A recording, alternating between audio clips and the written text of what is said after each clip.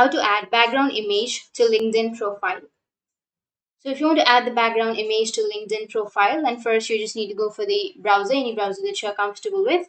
Once you're here on the browser, you need to go for the search and you need to search for LinkedIn. Once you've searched, you need to go for the first, which is www.linkedin.com, and make sure to log into your account. Once you've logged in, you need to go for the camera icon or the camera option, which is here on the left side of your screen. Click on it, and then again go for the upper right, which has that camera icon.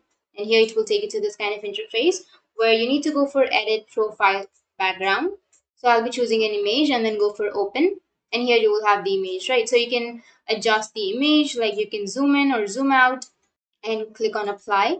Once you click on apply, your background image will be changed.